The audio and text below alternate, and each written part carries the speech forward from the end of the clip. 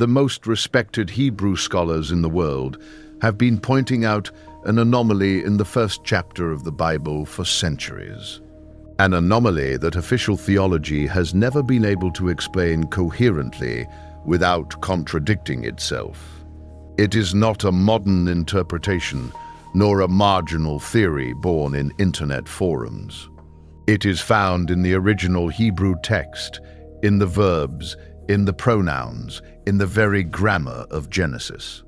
And once you see it clearly enough, there is no honest way to ignore it again. Because what the first chapter of the Bible describes is not what you were taught in Sunday school.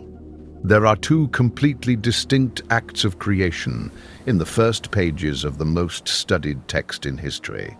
Two different verbs, two distinct purposes, two types of human beings shaped at separate moments. And the distinction between them is not hidden in apocryphal texts or in forgotten ancient manuscripts. It is in the very Genesis, in the first pages, in plain sight, waiting for anyone who wants to read it carefully. Open Genesis in chapter 1, verse 26, and read what it says in the original Hebrew. Elohim, a plural word, literally says, "Let us make humankind in our image, according to our likeness." Who is that us? Whom does that our refer to in the mouth of a supposedly singular God? For centuries, the official response has always been the same. It is a reference to the Trinity. But that Trinitarian explanation was formulated centuries after the original Hebrew text was written.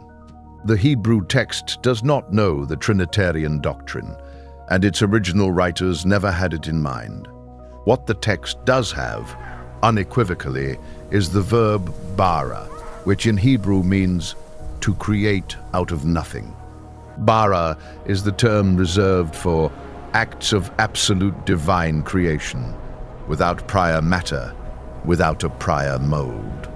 And that bar from Genesis 1 creates humanity as a whole, male and female, and commands them something very specific.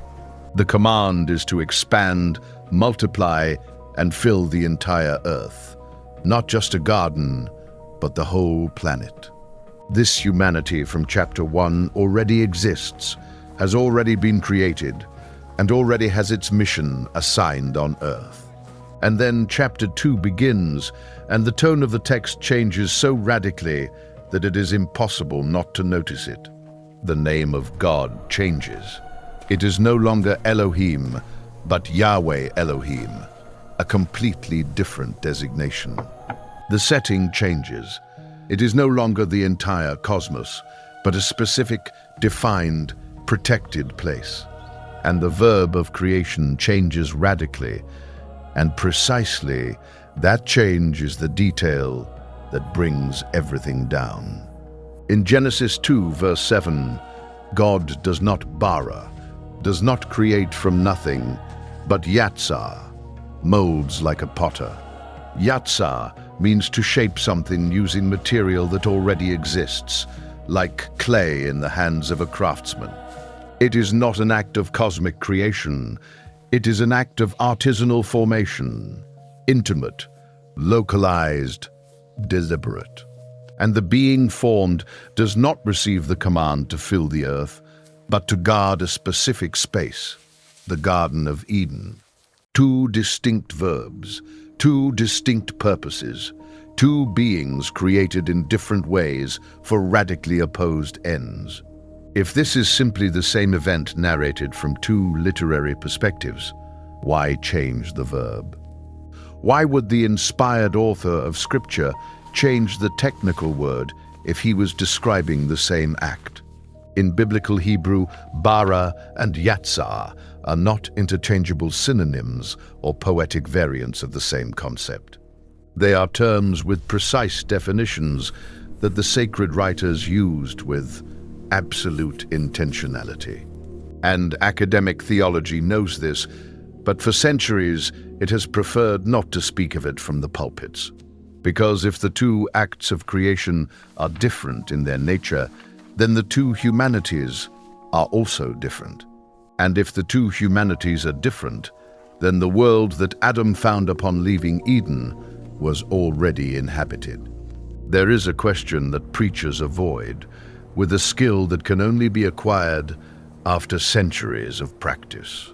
When Cain killed Abel and God cursed him, Cain responded terrified, "Anyone who finds me will kill me." Who is that nobody? If Adam, Eve, and Cain were the only human beings on earth, whom was he afraid of? The text does not explain it because, for the person who wrote it, the answer was obvious. There were other people out there. And the following verses confirm it without any ambiguity. Cain went to the land of Nod and took a wife there. The text does not say that Cain married his sister. It does not identify her at all, nor does it explain where she came from. It treats it as a given fact, as if the original reader perfectly knew that there were other people outside of Eden. Traditional exegesis has tried to resolve this by suggesting that Cain married an unnamed sister, but that requires adding information to the text that the text itself does not provide, which is exactly what it condemns.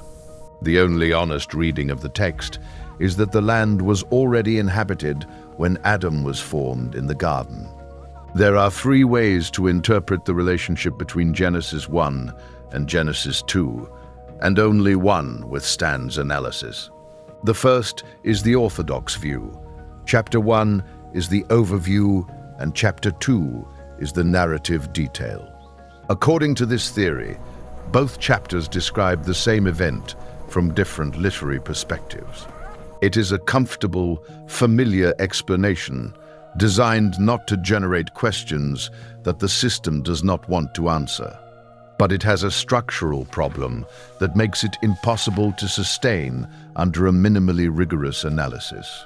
If Chapter 1 and Chapter 2 describe the same event, why is the given mission radically different?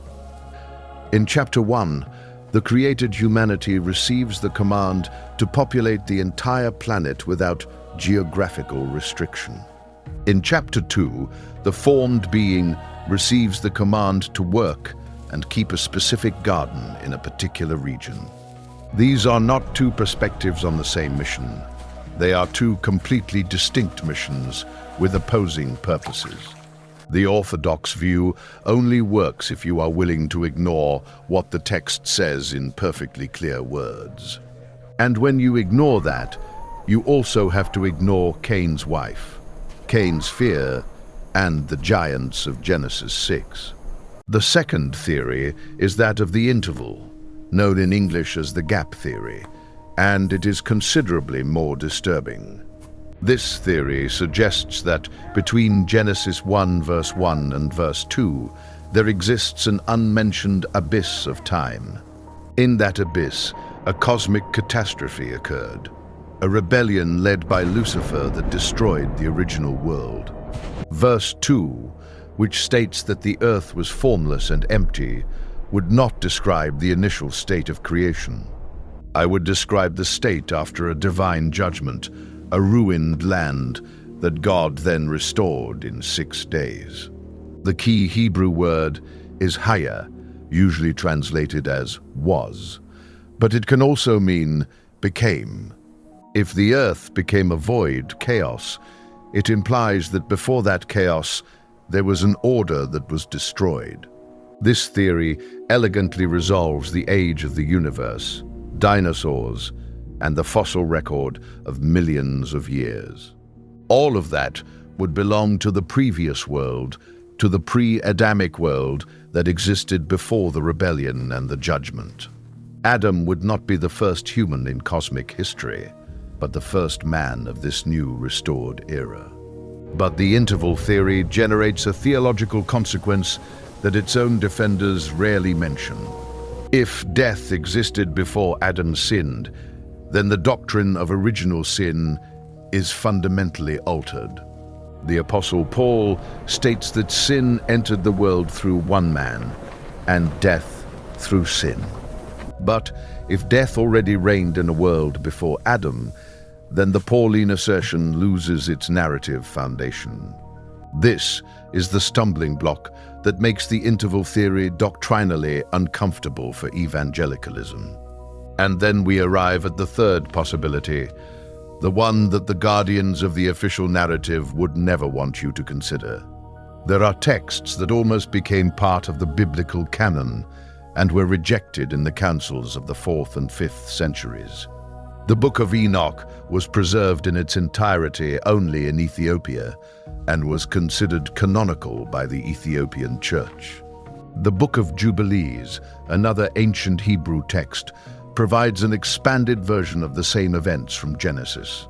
These texts do not describe a gap between verses nor two literary perspectives of the same moment. They describe something radically different. Two types of human beings created for completely separate purposes. They describe races that existed before the garden, peoples who inhabited the earth when Eden was established as a sanctuary. The third theory, which these texts suggest and which biblical Hebrew confirms, does not need to invent anything.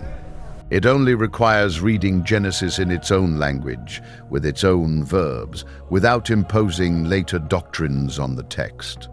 In Genesis 1, the plural Elohim created through bara the generic humanity, the races destined to populate the earth. They were created from nothing, in fullness, with the mission to expand across every continent and every region of the planet. They were not assigned a specific place, nor were they given a particular spiritual purpose. They were earthly humanity. Then, in Genesis 2, Yahweh Elohim descended to perform an act completely different in nature and purpose. He did not create from nothing. He shaped through Yatsar, a singular being from the red earth of a specific place. He placed it not in the open world, but in a sealed enclosure, a protected garden, a celestial embassy on earth. Eden was not the beginning of the world. It was a divine intervention in a world that already existed and was already inhabited. Adam was not the first human being. He was the first human of a specific lineage, created for a distinct purpose. His mission wasn't to populate the earth, which was already happening. It was to be the priest and king of what existed. The difference between the Adam of chapter 1 and the Hap-Adam of chapter 2 is not grammatical. It is ontological. Adam, without the definite article, is simply humanity in general, the common word to refer to the human race. The Adam, with the Hebrew definite article ha, means the specific, the singular, the chosen by name. In Genesis 1, verse 27, God created Adam, humanity in general, without distinction of purpose. In Genesis 2, verse 7, God formed the Ha, Adam, the concrete individual destined for the garden and the priesthood. Translators have collapsed this distinction in almost all modern versions, using Adam for both cases. That collapse is not innocent. It erases a distinction that the Hebrew text marked with deliberate, technical precision. Two words, two humanities, two destinies, and the entire biblical narrative changes when you understand the difference. Because if the world was already inhabited when Eden was established, then the subsequent history has a different logic. The conflict between the lineage of Adam and the peoples of the world does not begin in Babel or at Sinai. It begins at the very moment when the Ha-Adam was placed in the garden as a priest over a foreign world. And the first act of that conflict occurred not with swords or armies, but with a conversation and a fruit. The fall of Adam in the garden was not just a personal sin, it was the failure of the divine priestly project. The being formed to elevate earthly humanity fell to the level of that same humanity it was meant to guide. And the consequences of that fall were not limited to the garden. They extended throughout the entire subsequent human history. When Cain killed Abel and was exiled, the text says he went to live among other established people. The land of Nod was not an empty territory. It was a region inhabited by the peoples of Adam from the first chapter. The wife that Cain found there was not a mystery for the original writer, because the original readers knew it. And that encounter between the lineage of Ha-Adam and the peoples of the original Adam was neither innocuous nor without consequences. It is the first documented episode of the fusion between the spiritual lineage and the earthly lineage. And the next great crisis described in Genesis has exactly the same structure, but amplified on a global scale. Open Genesis 6, verses 1 and 2, and read the text with the eyes you now have to see. And it came to pass that when men began to multiply on the face of the earth, and daughters were born to them, the sons of God saw that the daughters of men were beautiful, and they chose them as wives. Who are the children of God? Who are the daughters of men? Why does the text differentiate between them so clearly? Classical exegesis has offered two answers: fallen angels who took physical bodies, or the line of Seth. But both answers generate more contradictions than they resolve, and the text itself does not suggest them. What the text does suggest, directly, is exactly the distinction we have been building. The children of God are the descendants of Ha-Adam, the lineage formed in Eden for the priestly purpose. The daughters of men are the descendants of the generic Adam from chapter 1, the original earthly humanity. It is the encounter between the two lineages described in Genesis 6, expanded to a scale that precipitated the universal judgment. The result of that union, according to the text, were the Nephilim, beings of great size who filled the earth with violence. They are not an inexplicable anomaly nor a literary embellishment. They are the logical consequence of the fusion of two humanities, a fusion that corrupted the divine project in such a way that God decided to restart history through a flood. And of all the living humanity at that moment, Noah was the only one in whose house a distinguishable lineage was preserved. The text states that Noah was righteous in his generations, an expression that Hebrew commentators have always interpreted, not as a generic moral virtue, but as a reference that their lineage had not been mixed with earthly lineage. The flood was not the end of generic humanity, but the preservation of a lineage that was meant to continue with a purpose. That purpose, which began with Adam in the garden, continued through Noah, Abraham, and Israel. And the reason why God prohibited Israel from mixing with the surrounding nations was not racial in the modern sense.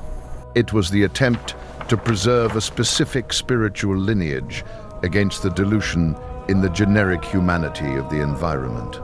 The same warning appears in the New Testament under the formulation of "do not be unequally yoked with unbelievers." It is not a norm of social separation. It is the echo of a dynamic that began in the first pages of Genesis. Two humanities, two purposes, two destinies, and sacred history as the record of the conflict between them. This is the framework that answers every question that Orthodox theology has left unanswered satisfactorily. Where did Cain get his wife? From the generic Adam's peoples, who lived outside the Eden since chapter 1. Who did Cain fear?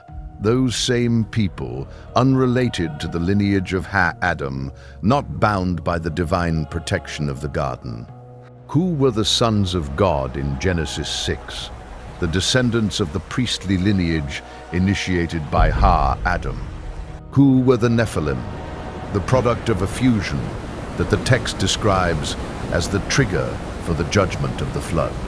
The biblical narrative becomes clearer and more organized when you apply this distinction that the Hebrew already understood.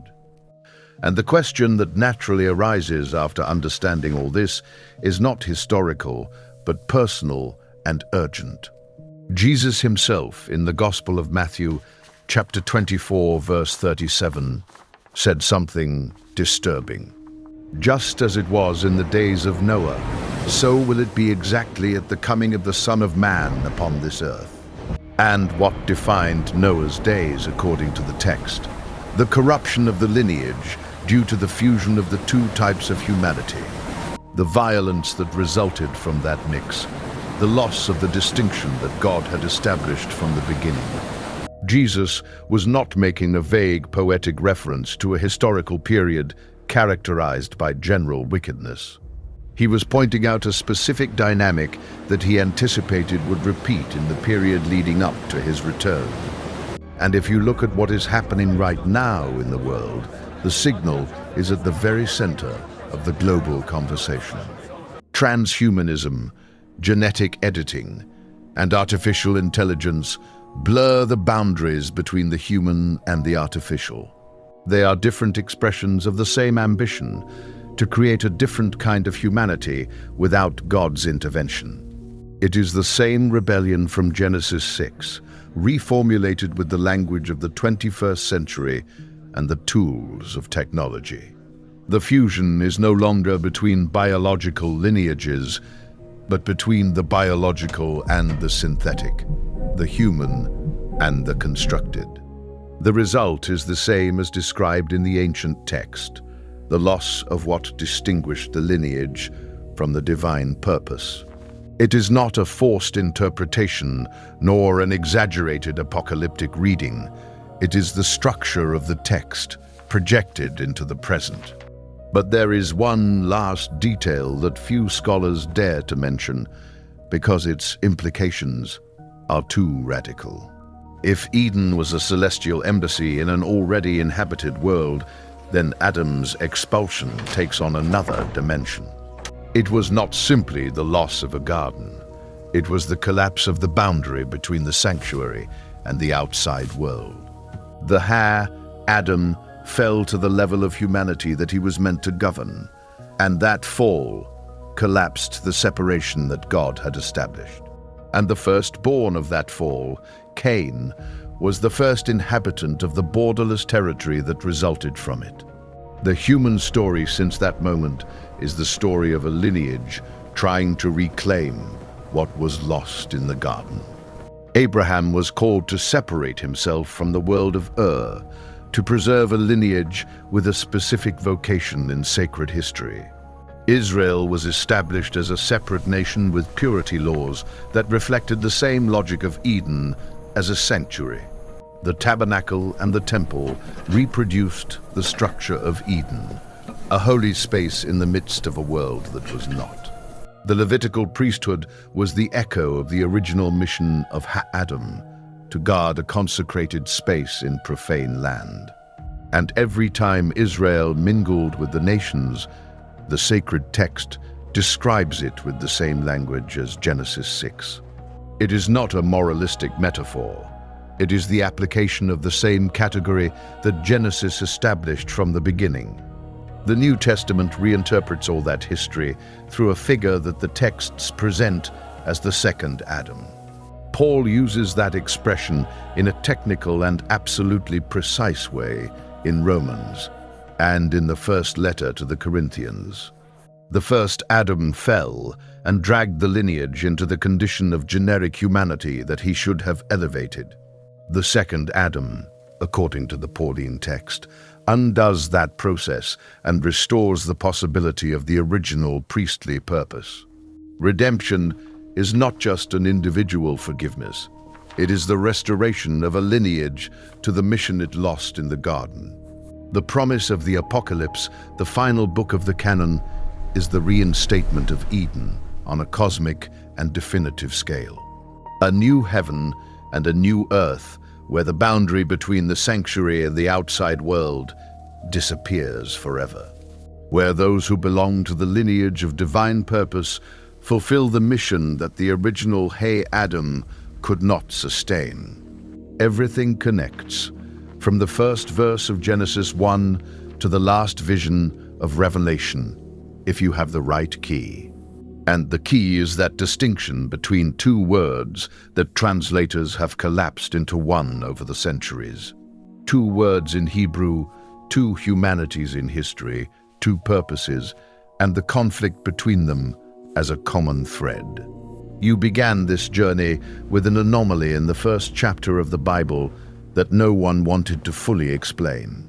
Two distinct verbs, two distinct purposes, two beings formed at two separate moments with two opposing destinies. Only and yet, Adam and Ha-Adam, the generic humanity of the cosmos, and the singular priest formed for the garden. The orthodox view told you to overlook the verbs, while the interval view asked you to disregard the original sin doctrine. Only the third reading, the one that the Hebrew itself supports, resolves each contradiction without adding anything to the text. Eden was not the beginning of humanity.